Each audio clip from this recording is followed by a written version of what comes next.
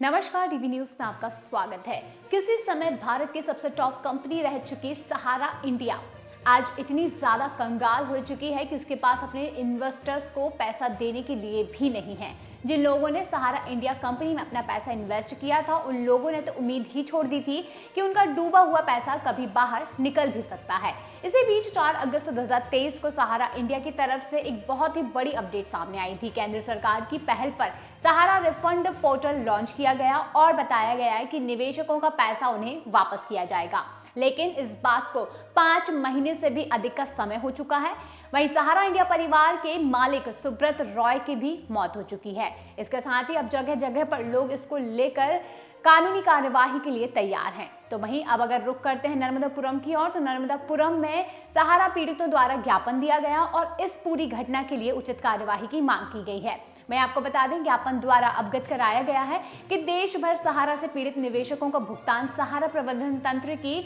हठधर्मिता एवं कूट रचित साजिश के कारण देश भर के निवेशकों का पैसा डूबने की कगार पर है।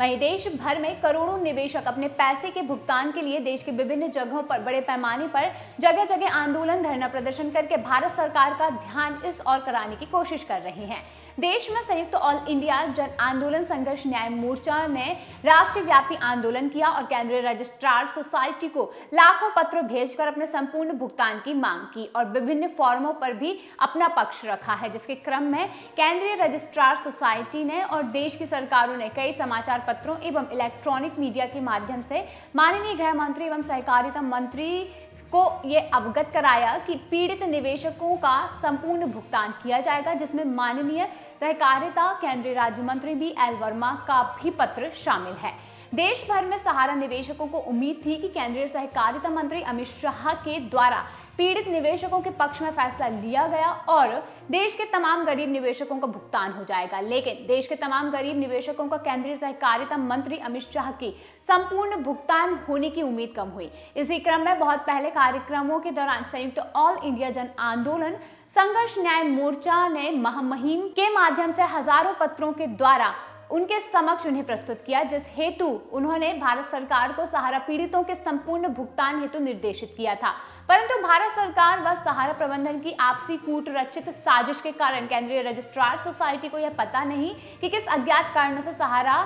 सेबी के खातों से 5,000 करोड़ रुपए जारी करने के लिए माननीय सुप्रीम कोर्ट से अपील किया गया, जबकि किसी भी निवेशक ने सहारा सेबी के पैसे खाते में जमा पैसे के लिए कोई भी मांग नहीं की थी। सहारा के पीड़ित निवेशक एवं आंदोलनकारियों ने चारों सोसाइटी में सहारा द्वारा एकत्र किए गए 86,000 करोड़ रुपए मय ब्याज समेत लगभग 3 लाख करोड़ रुपए के भुगतान हेतु सरकार से मांग रखी थी, लेकिन सरकार ने सहारा सेबी के खातों से 5,000 करोड़ रुपए जारी करवाने के लिए माननीय सुप्रीम कोर्ट में जाना सरकार की मंशा पर प्रश्न चिन्ह लगा दिया कि कहीं ऐसा तो नहीं कि इन पैसों के आड़ में सहारा प्रबंधन तंत्र के ऊपर लगे तमाम मुकदमों से क्लीन चिट दिलाकर सहारा प्रबंधन को पूरी तरह से दोष मुक्त करा दिया जाएगा। वहीं इन तमाम आशंकाओं के बीच महोदय विभिन्न मुद्दों पर बिंदुवार यहाँ पर लोगों ने सूचित किया और उन्होंने कहा कि इस तरीके से आपको इन सभी बातों पर थोड़ा ध्यान देना चाहिए, जिसके बाद हो सकता है कि हम पीड़ितों का पैसा